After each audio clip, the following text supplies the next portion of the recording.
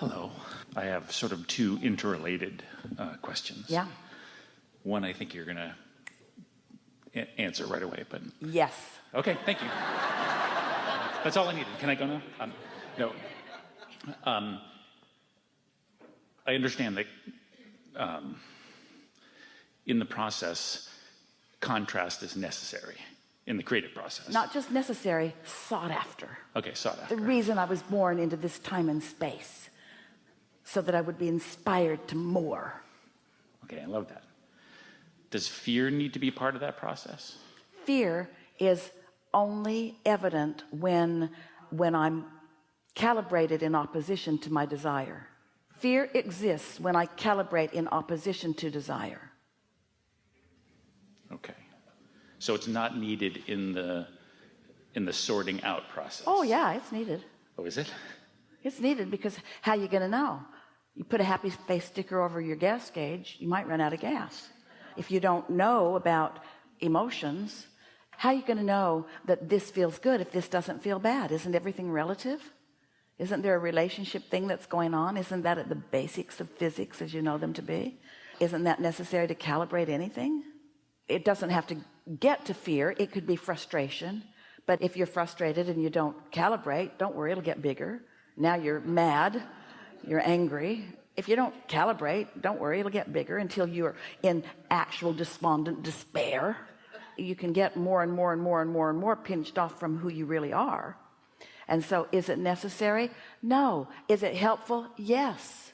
This is something that we have just begun saying since we're talking about calibration, and so many of you are resonating to what calibrating really is. When you feel negative emotion, you are in the act of calibrating to something you do not want.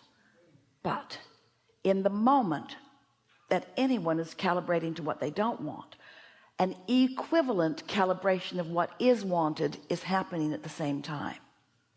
That's what relativity does for you. So if it's really, really, really unwanted, then this is really, really, really wanted.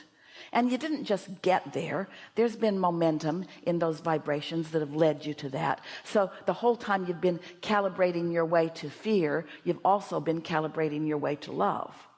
It's just that you've been choosing to look this way because there's been so much in the physical realm that you're used to seeing and hearing and smelling and tasting and touching that's sort of leading you that way. So while you're creating something unwanted, you're creating something wanted. While you're calibrating to something unwanted, you're calibrating something wanted. And so there it is. But if you don't know, if you're used to only seeing and hearing and smelling and tasting and touching, you can't see what's over there. You can only feel what's over there. So it isn't until you understand that emotions are your tool of evidence of what you're calibrating that you would begin to feel for something else. You can't look and find it because it hasn't turned to things. It's not manifested yet, but you can feel it. So as you feel for it and find it and feel for it and find it and feel for it and find it and feel for it and find it and calibrate to what feels good, then those thoughts turn to those things. How are you going to create something that hasn't been before in your life experience? Don't you have to start where you are? And if you're starting with a belief that you're unworthy or incapable, don't you have some vibrational ground to cover before it starts taking shape? Yes. Along that lines, in the idea of the fact that trusting the process, I was talking to a friend who is a fan of yours as well, and I was saying, I'm really starting to feel like the universe is doing like 97% of the work. Yeah. And she said, oh, that's so sweet that you think you're doing 3%. and it's still hard for me to trust that that's really the truth. Well, here's the thing though, in appreciation for her putting it that way, because law of attraction is the engine and you are source energy, but it does require focus. It does require calibrating. And turns out just wanting it occasionally doesn't cut it. So Maybe you're calibrating 3%, 4%. Maybe you're calibrating 10%. Maybe you're all in. Maybe you're paying attention to how you feel. Maybe how you feel matters. Maybe when you don't feel good, you're thinking about why you don't feel good and you're poking around at it until you really don't feel good. Maybe you're making it absurd and you really don't feel good and you're launching more and more rockets, and then you decide it gets big enough and bad enough and absurd enough that you say, I don't want to feel like this. We wouldn't be putting any percentages on it. We want to say that the power is in the energy. It certainly is. But a creator focuses. And so what we would like to say, and maybe what she was getting at, is we don't want you to manipulate through words and actions, and by trying to get other people to behave in different ways, and by trying to think what's their real ulterior motive and what were they getting at and why did this turn out that way. In other words, stop manipulating and start calibrating. But the percentage of attention could be great. A lot less action, a lot more calibrating, a lot more thinking, a lot more feeling, a lot less speaking, and a lot less doing, and a lot less managing, and a lot less controlling, and a lot less trying to get other people to be different than they are so that you can feel better.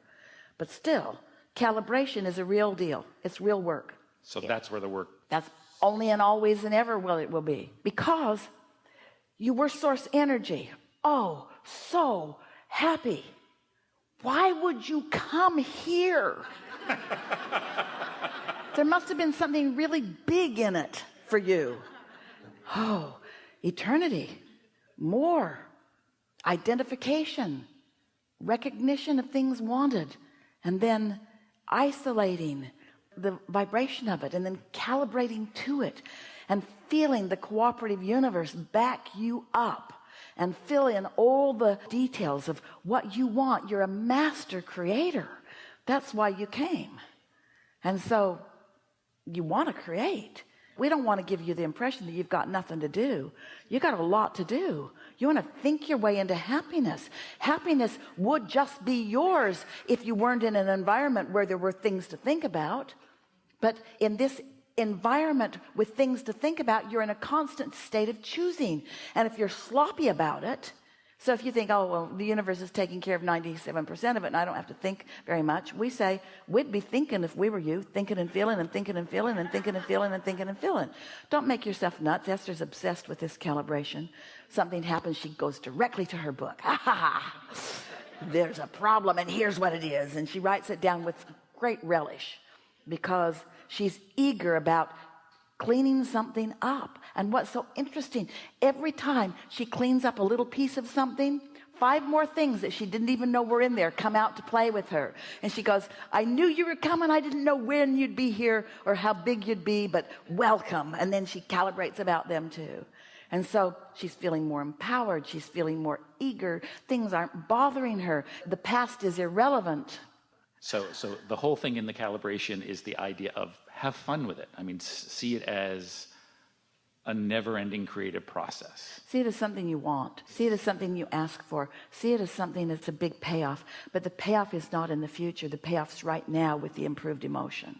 That's the thing. It feels better right now. It feels better right now. And yeah, it's going to produce all kinds of great stuff. But don't let your ulterior motive be the great stuff. Let your motive be, this feels better right here and now. Yeah.